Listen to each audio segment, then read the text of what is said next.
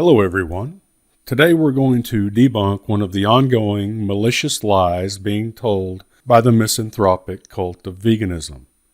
For a very long time, the largest carnivore channels on YouTube have unwisely sat back and allowed the cult of veganism to continually make the false claim that their diet does not kill or harm animals. This false claim went virtually unchallenged until the Garland Farms channel came along. Now that the malicious lies regarding the horrific animal torture and death that's dealt by a plant-based diet have been exposed, vegan influencers have shifted to blaming the absolutely destructive effects of industrial plant agriculture on the livestock that are fed primarily the waste products of a plant-based human diet. So let's take a look at the facts that reveal more of the dishonest and misanthropic nature of veganism. The United States grows approximately 2 million acres of oats, 6 million acres of sorghum, 13 million acres of fruits and vegetables, 85 million acres of soybeans, and 95 million acres of corn. We don't really feed oats or sorghum to livestock much anymore, and obviously we don't feed fruits and vegetables to livestock at all. So the two main culprits in regard to livestock feed is an ethanol waste or byproduct called distiller's corn and a soybean oil extraction waste or byproduct called soybean meal or soybean cake. So let's go back and look at those numbers again. There are approximately 85 million acres of soybeans and 95 million acres of corn grown on the continental U.S. 36% of that corn goes directly to livestock. The rest goes directly to corn for the dinner table, high fructose corn syrup production, and ethanol production. This means that 64% of all cultivated corn goes directly to human consumption. Now, the corn industry has built a considerable secondary revenue stream by selling the corn stalks and the byproduct or waste called distiller's corn, which is the fibrous, non-edible waste that's left over from the high fructose corn syrup and ethanol that's produced for human consumption. Pretty smart creating revenue from waste, but common in many industrial manufacturing processes. We have a similar scenario with the hydrofluorosilicic acid that they're putting in the drinking water. Hydrofluorosilicic acid started out as a troublesome waste or byproduct of the industrial fertilizer industry. They figured, why pay to have this toxic waste disposed of when we can put it in the drinking water and tell people that it's good for their teeth? Now, hydrofluorosilicic acid is a big profit source for the industrial fertilizer industry.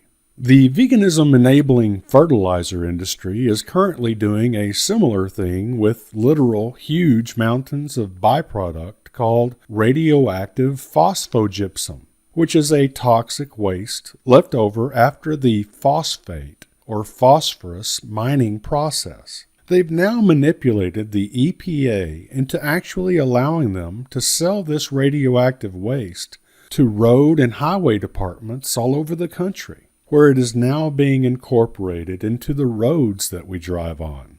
A similar thing happened with soybeans. The soybean timeline goes like this. Soybean seed from China was planted by a colonist in the British colony of Georgia in 1765. All cultivated soybeans were fermented into soy sauce at this time. In 1904, George Washington Carver discovered that soybeans are a source of oil, so they began to use it as a lubricant. In the 1930s, they began to make plastic out of soybean oil, and by 1941, Henry Ford had produced the soybean car, which was largely made from soybean plastic.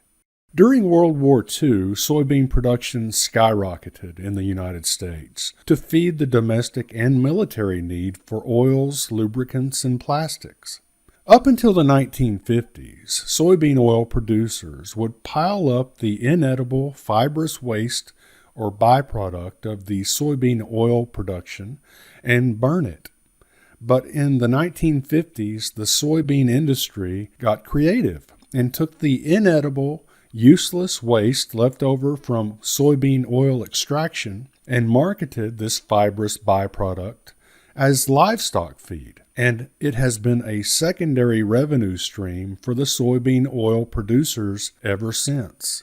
Even today, 100% of the soybean oil, the primary soy product that created the secondary soybean meal market, is destined for human consumption. 88% of all soybean oil is used as food, mostly cooking oil, and the remaining 12% is used as an alternative to petroleum, both consumed by humans.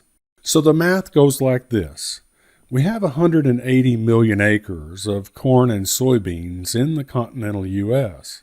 Approximately 29 million acres of that 180 million acres of corn and soybeans is going first and foremost to livestock. 151 million acres of that 180 million acres is going first and foremost to human consumption.